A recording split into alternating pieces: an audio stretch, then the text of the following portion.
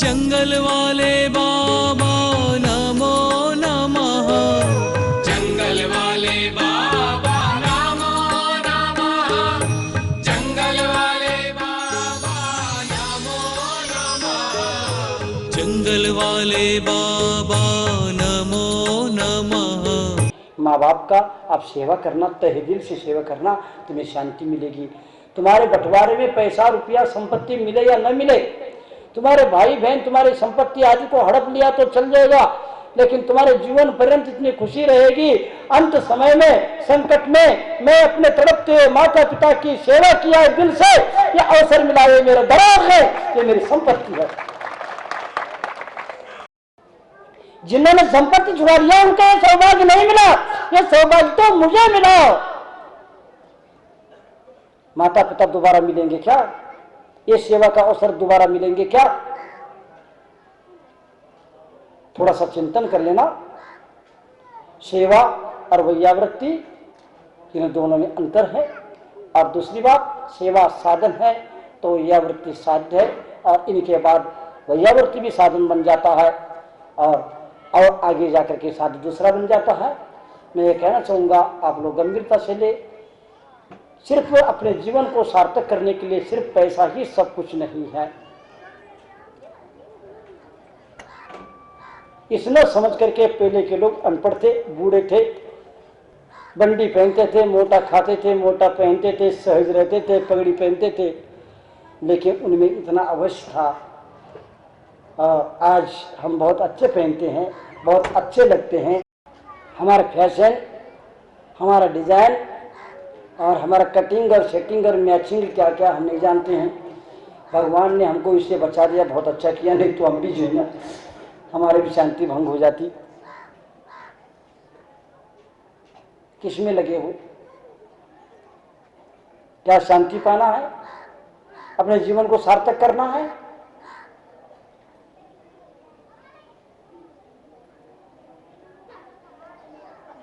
कुछ भी रहो, कहीं भी रहो, किसी भी स्थिति परिस्थिति में क्यों न हो, इन शांति के साधनों को अपनाना।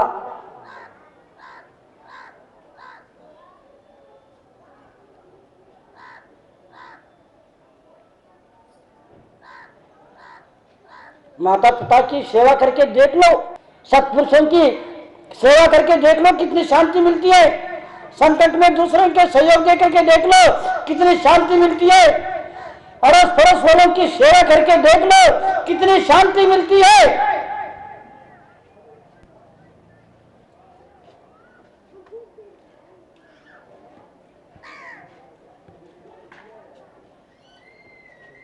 आपका लगेगा भी क्या? कुछ कर भी नहीं पाओगे, अच्छी इनकी शांति मिले, इनको मैं कुछ करूं, इस भावना भाग करके भी देखो, फिर भी तुम्हें शांति मिलेगी। करने के बाद तो मिलेगी ही मिलेगी। थोड़ा सा विचार कर लेना। मैं ये कहना चाहूंगा, सेवा के माध्यम से शत्रु के दुर्भाव को भी सद्भाव में बदल सकते हैं, दूसरों के दुर्भाव को भी सद्भाव में बदल सकते हैं। किसके माध्यम से? सेवा के माध्यम से। सास तुम्हारे प्रति कितने भी दुर्भाव रखे, लेकिन तुम लगातार निस्वार्थ भाव से सेवा करते रहेंगे। सास तुमको एक दिन गला लगाएगी, सिर पर हाथ करेगी, बेटा मैं गलत थी, मेरे को क्षमा करना, क्षमा करना, क्षमा करना। करके तो देखो, करके तो देखो। साबित करने का प्रयास मत करो मैं सही हूं। अड़ोसी पड़ोसी से लेकर के सबके प्रति इस प्रकार के सद्भाव और सदा से बना के रखे, निश्चित रूप से तुम्हें शांति मिलेगी। अन्यथा शांति को पाना संभव नहीं है। संसार में तुम सब कुछ पा सकते हो, सत्ता प्राप्त कर सकते हो, सब कुछ पैसा प्राप्त कर सकते हो, साधन प्राप्त कर सकते हो, किंतु शांति प्राप्त नहीं कर पाओगे। मैं डॉक्टरों से भी कहना चाहूंगा, सदा सेवा के भावना से काम करें, सामने वालों की समस्या को भी समझे, और ये भी याद रखना, सेवा करने वालों के लिए कोई निश्चित समय नहीं होता है, और सेवा के साधन सर्वत्र उपलब्ध होते हैं। कि एक स्थान पर नहीं, अस्पताल में ही नहीं, मंदिर में ही नहीं, फुटपाथ पर ही नहीं, सेवा के पात्र भी सर्वत्र विद्यमान होते हैं, लेकिन हमारे पास सेवा करने की भावना होनी चाहिए। हम जाते समय सेवा कर सकते हैं, बैठे समय सेवा कर सकते हैं, ट्रेन में सेवा कर सकते, प्लेन में सेवा कर सकते, बस में सेवा कर सकते हैं, जहां खड़े वहां पर सेवा कर सकते हैं। अपने सुख दुख को भूल करके सामने वाले के सुख दुख को पूछना प्रारंभ कर दो, ये सबसे बड़ी सेवा है, सबसे बड़ी सेवा है। अपनी समस्या सुनाते बैठो। प्रभु रामचंद्र ने क्या किया? कुछ नहीं, अपने दुखड़ा दूसरों को सुनाने बैठे। उनके सामने जो भी आया उनके दुख को सुना और उनको समझाने का, उनको दुख को दूर करने का प्रयास किया। मैं सबसे यही कहना चाहूंगा बंधु, सेवा के साधन सर्वत्र उपलब्ध हैं। उसके लिए साधन की आवश्यकता नहीं है, उसके लिए पैसे की आवश्यकता नहीं है, उसके लिए व्यक्ति पात्र की आवश्यकता नहीं है, सिर्फ हमारी सोच की आवश्यकता है। ये सेवा करके आप सबका मन जीत सकते हो, अपने जीवन को सार्थक कर सकते हो, धरती पर सर को नीचे उतर के ला सकते हो। आप लोग हमसे पूछ सकते हैं महाराज आप भी सेवा करते हैं क्या? हाँ, साधु भी सेवा करता है, व्यक्ति व्यक्ति का सेवा करता है, समाज का सेवा करता है, देश की सेवा करता है। सिर्फ सेना ही नहीं, प्रशासनिक तंत्र ही नहीं, राजनेता ही नहीं, धनवान ही नहीं, सबसे अधिक देश की सेवा करने वाला, समाज की सेवा करने वाला, जनता की सेवा करने वाला कोई है तो संत होते हैं। तो सबको दिशा दे करके, समान रूप से सबको दिशा दे करके और सन्मार्ग का उपदेश दे करके, सद्बोध दे करके समाज सेवा करते, जन सेवा करते, राष्ट्र की सेवा करते हैं। यदि संत दिशा नहीं देगा तो देश का क्या होगा, समाज का क्या होगा?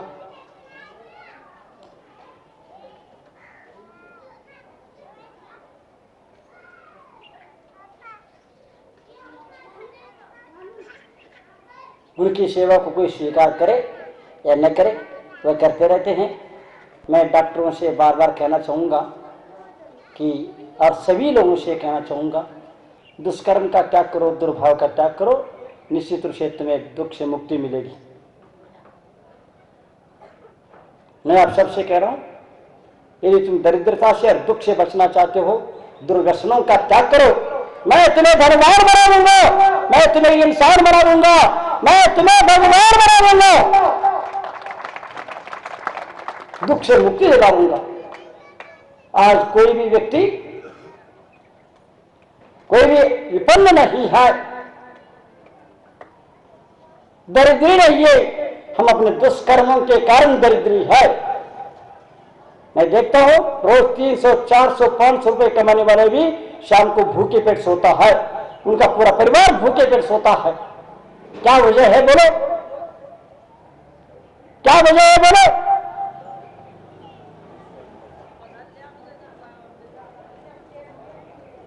ये भुखमरी क्या है बोलो? इसकी वजह क्या है? 300, 400, 500 रुपए एक कारीगर लेता है। ये कूली जो होता है दिन में कितने कमाता है?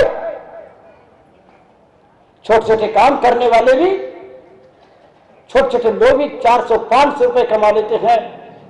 लाखों रुपए खर्च करने वाला व्यक्ति, दुकान में लगाने व्यक्ति भी इतना नहीं कमा पाता है। इतना कमाने के बाद भी अपने दुख से ऊपर क्यों नहीं उठे?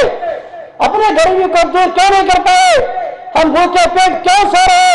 ये आत्मचिंतन के विषय है। देश का विकास इतना आसान नहीं है। सड़कें बिछाने मात्र से, पाइपलाइन करके पानी पहुंचाने मात्र से, तार खींच करके बिजली पहुंचाने मात्र से, अथवा बसें पहुंचाने मात्र से देश का विकास नहीं हो सकता है। देश के सारे समस्याओं का समाधान नहीं हो सकता है। देशवासी सुखी नहीं हो सकते हैं। सिर्फ संसाधन सुख का साधन नहीं है। हमारी सोच, हमारे आचार विचार, हमारी मानसिकता, ये क्या है? सुख के साधन है। मैं कहना चाहूंगा, मैं आदिवासियों को यही बोलता हूं, इसीलिए लाखों की संख्या में लोग आज मेरे बाप को मानते हैं। कम से कम 10-15 लाख लोगों ने मांस मदिरा नशा का त्याग किया। मैं आदिवासियों के गांव में जाता हूं और उनसे कहता हूं, बोलो तुम 100 रुपए कमा करके 500 रुपए उड़ाओगे, क्या तुम्हारी गरीबी दूर होगी? दुख दरिद्रता समाप्त होंगे? बच्चों को भरपूर भोजन मिलेगा? ये व्यक्ति शराब पी करके आता तो कितनी अशांति मिल जाती है घर में, मोहल्ला में। क्या तुम्हारे बच्चे पढ़ पाएंगे? तुम्हारे पत्नी दर दर नहीं भटकती? तुम्हारे भाई बहनों की क्या हालत है? कितना स्वाभिमान खोना पड़ता है उन लोगों के लिए? तुम्हारे माँ बाप की क्या स्थिति होती है? कल्पना करो, चिंतन करो। यदि आप चाहते हैं तो कुछ सुनना, समझना और कुछ करना। मैं कुछ सत्कर्म करने के लिए नहीं, कम से कम दुष्कर्म का त्याग करने के लिए कह रहा हूं आप लोगों के लिए। सरकारें बसें पहुंचा सकती है, पाइपलाइन करके पानी पहुंचा सकती है, तार और खंभे गाड़ करके तार खींच करके बिजली पहुंचा सकती है, सड़कें बना करके सब कुछ कर सकती है, लेकिन याद रखना उस पाइपलाइन के माध्यम से तुम्हारे घर में सुख शांति नहीं पहुंचा सकती है, नहीं पहुंचा सकती है, नहीं पहुंचा सकती है। हमारे को बहुत बड़ी जिम्मेदारी है। हम जहां हैं वहीं पर जिसने दिन भी जिए, कन्नड़ में एक कहावत है, मैं सबसे कहना चाहूंगा, याद रखना। मैं सुनाऊंगा तो आपको समझ में नहीं आएगा, मैं हिंदी में बता देता हूं। चूहा बनकर के 100 साल जीने की अपेक्षा से, चूहा बनकर के 100 साल जीने की अपेक्षा से शेर बनकर के 3 दिन जीना अच्छा है।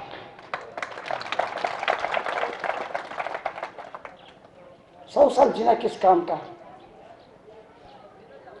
शिव वृत्ति के साथ 3 दिन जीना अच्छा है।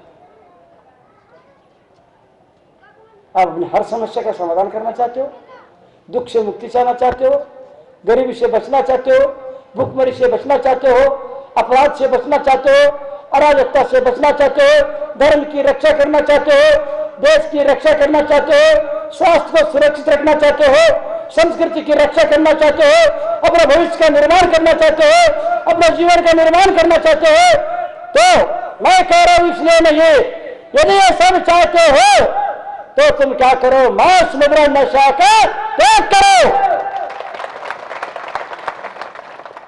पैसे बचा के देखो, उन पैसों को इकट्ठा करके रक्षाबंधन पर्व में अपने बहन के पास पहुंच जाना। शराब पी करके इधर उधर पड़े रहने की अपेक्षा से जन्मदिन की तोहफा में उनको साड़ी और मिठाई लेकर घर पहुंच करके देख लेना। ये भी याद रखना है ग्रामवासियों कि शाम को दिन भर परिश्रम करके शराब पी करके ऐसे गंदी चीजों को लेकर के थैली में भर करके घर नहीं जाना। अच्छे अच्छे यहाँ पर अंगूर के ठेले लगे हैं, संतरे के ठेले लगे हैं, सेब के ठेले लगे हैं, केले के ठेले लगे हैं। अपने घर के लिए, रोज बच्चों के लिए हाथ में डंडा लेकर के झूमते हुए, गाड़ी देते हुए घर जाने की अपेक्षा से भगवान का स्मरण करते हुए प्रसन्नचित्त होकर के बच्चों के लिए फल फूल आदि को लेकर के घर पहुंच जाना। तुम्हारे घर में कितना खुशी का लहर आएगा, देख लेना। थोड़ा सा समझो हम क्या जीवन जी रहे, किसके लिए जीवन जी रहे, किस वजह से जीवन जी रहे, ऐसे जीवन से हमारा क्या होगा।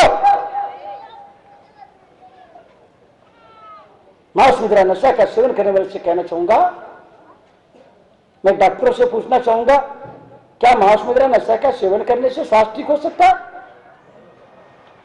कैसे डॉक्टर आपके लोग? मेरे को तो ये लगने लगा एमबीबीएस, एमडी, एमएस और जो भी बीएमएस और आयुर्वेद हो, कोई भी हो, होम्योपैथी हो, नेचुरोपैथी हो, सबको पहले, सबसे पहले इन डॉक्टरों को संकल्प दिलाना होगा कि हम मांस मुद्रा के नशा का सेवन नहीं करेंगे और हमारे पास आने वाले पेशेंट को इसका त्याग करने के लिए कह देंगे। इतना ही हो जाए तो आधी बीमारी तो वैसे ही ठीक हो जाएंगे। आजकल के डॉक्टरों को तो सिर्फ सुई लगाना और पैसे लेना आता है। मैं इनकी बात नहीं कर रहा हूं, याद रखना।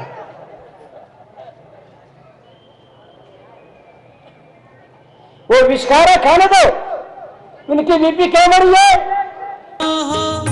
जंगल वाले बाबा नमो नमः, जंगल वाले बाबा नमो नमः, जंगल वाले बाबा नमो नमः, जंगल वाले बाबा नमो नमः